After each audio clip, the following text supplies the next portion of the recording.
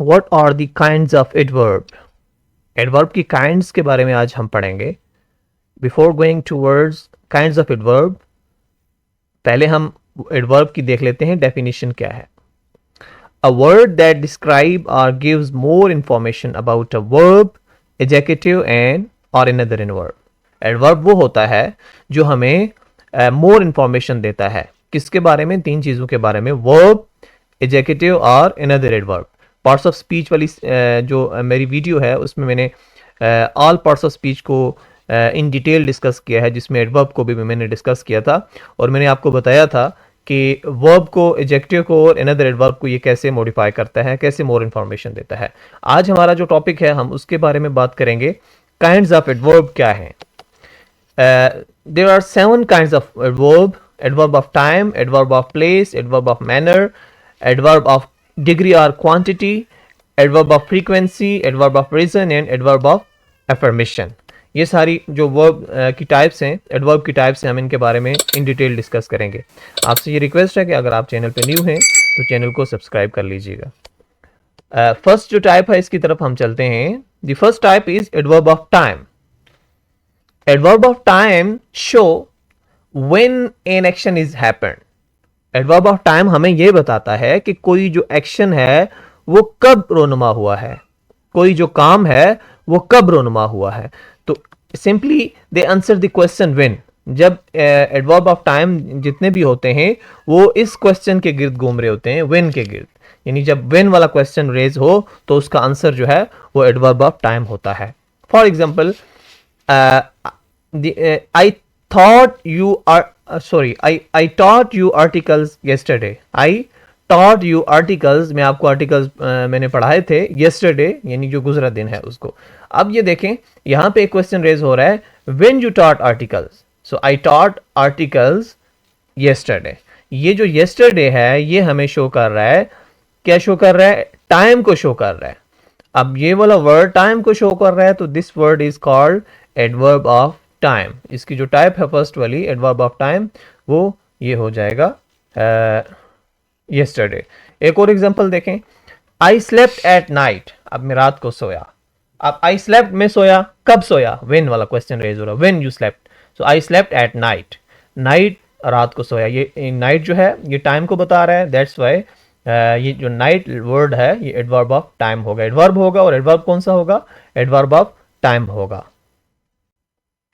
The second type is adverb of place। second type जो है उसको हम adverb of place बोलेंगे। adverbs of place show where an action is happened। place जब होगा तो उसका ताल्लुक where से होगा। यानी adverb of place जो है वो ये बताती है कि कोई एक्शन कहाँ पे रोनुमा हुआ है। they answer the question where। ये where का आंसर दे रही होती है। adverb of place जो है ये where का आंसर दे रही होती है। for example we say we go to college। अब यहां पे अगर आप देखें तो वेयर यू गो, ये क्वेश्चन रेज हो रहा है, where you go. So we go to college. Next जो इसकी एग्जांपल है, we live in Islamabad. Where do you live? तो इसका आंसर है we live in Islamabad. So ये जो कॉलेज है और ये इस्लामाबाद है ये हमें प्लेस को शो कर रहे हैं, और जब प्लेस को शो करें तो वो एडवर्ब ऑफ प्लेस होगा। Let's move toward the next type. Next type is adverb of manner. Adverbs of manner show how or in what manner an action is happened। Adverb of manner क्या बताता है? How, कैसे, और in what manner an action is happened, या किस अंदाज में कोई जो एक्शन है वो रोनुमा हुआ है। यानी ये कैसे का हमें आंसर कर रहा होता है। They answer the question how। ये how का आंसर हमें कर रहा होता है कि कोई काम कैसे रोनुमा हुआ है।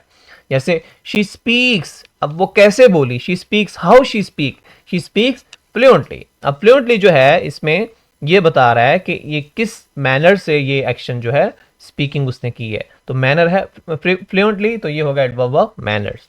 इसी तरह से she behave nicely. How she behave nicely. अब नाइसली इसमें जो है वो क्या है? एडवर्ब ऑफ मैनर है। और एडवर्ब ऑफ मैनर्स जो होते हैं मोस्टली उनके एंड पे ly ही आता है।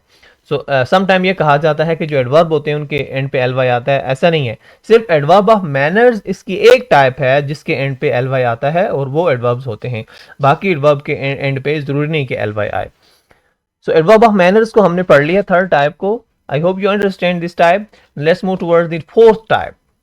The fourth type is adverb of degree और quantity. Adverb of degree shows how much, in what degree or to what extent. Adverb of degree या क्वांटिटी, ये डिग्री या क्वांटिटी को शो करता है. Adverb of degree show how much, यानी कितना कोई एक्शन जो है वो किस डिग्री से, किस किस क्वांटिटी से जो है वो एक्शन जो है वो रिप्लेस हुआ है. जैसे मैं कहता हूँ she is a very good teacher. अब अगर आप गौर करें तो इसमें ये जो वेरी वर्ड है ये बता रहा है कि ये जो एडवर्ब है, ये वेरी वर्ब है, ये किस डिग्री से या किस क्या क्वांटिटी है. यानी she is very good, she is, आप वेरी को हटा के पढ़ लें, she is a good teacher, वो एक अच्छी उस्ताद है. अब जब वेरी यूज़ करेंगे तो ये वेरी वर्ड इसकी डिग्री या इसकी क्वांटिटी को शो कर रहा है. किसकी? टीचर की या उसके अच्छा होने की क्वांटिटी या उसकी डिग्री को शो कर रहा है. और जब ये वेरी वर्ड क्वांटिटी या डिग्री को शो करे तो इसको हम एडवर्ब ऑफ डिग्री या क्वांटिटी कहेंगे. इस तरह से एक और एग्जांपल देख लें. It's extremely cold today. अब ये भी हो सकता था इट्स कोल्ड टुडे, आज सर्दी है. तो अब इट एक्सट्रीमली जो वर्ड है, ये वाला वर्ड कोल्ड के बारे में बता रहा है और ये डिग्री या क्वांटिटी बता रहा है कोल्ड की. जब कोल्ड की डिग्री या क्वांटिटी बताएगा तो इसको हम एडवर्ब ऑफ डिग्री या क्वांटिटी बोलेंगे. Adverb of frequency is the next type, number 5. Adverb of frequency shows how often or how frequently an action is happened. frequency ये होती है कि वो हमें ये बताती है कि कोई जो एक्शन है how often, कितनी दफा या किस अंदाज में वो एक्शन जो है वो रुनुमा हुआ है. और आपकी आसानी के लिए ये वर्ड्स मैंने कुछ लिख लिए हैं. अगर ये वर्ड्स आप देख लेते हैं तो आप उसको एडवर्ब ऑफ फ्रीक्वेंसी कहेंगे. ये सारे जो वर्ड्स हैं वो फ्रीक्वेंसी को ही शो करते हैं. For example, she goes to school daily. अब डेली जो है वो स्कूल जाता है डेली, ये उसकी फ्रीक्वेंसी को शो कर रहा है. यानी हाउ ऑफन और how frequently an action is happened, ये डेली वर्ड बता रहा है हमें. इस तरह से take the medicine twice a day. अब ये भी फ्रीक्वेंसी बता रहा है. फ्रीक्वेंसी होता है कितनी बार या किस तरह, किस अंदाज में ये जो है, यानी कितनी बार उसकी जो फ्रीक्वेंसी होती है. फ्रीक्वेंसी को आप समझ रहे होंगे कि फ्रीक्वेंसी क्या होती है. यानी कोई काम जो है वो कितनी दफ़ा हुआ है या किस अंदाज में या किस रेस में या कितने वक्त में. इस तरह से आप इसको देख सकते हैं. जैसे ऑलवेज है तो आप कहते हैं ना, ऑलवेज के लिए आप कहते हैं, जैसे कहते हैं आई ऑलवेज ऑफर प्रेयर. अब इसमें ऑलवेज ये वर्ड ये शो करता है कि 100% आप वो काम करते हैं.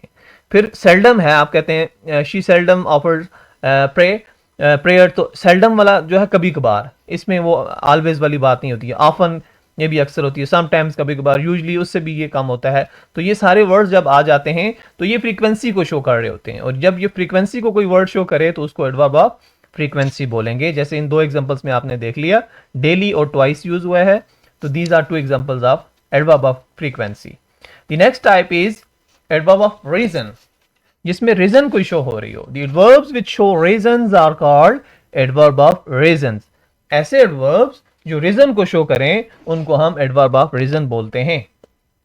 He didn't work hard therefore he was fat. अब ये जो देयरफॉर वर्ड है ये वजह बता रहा है, रीजन बता रहा है कि उस ही डिड नॉट वर्क हार्ड, उसने मेहनत नहीं की.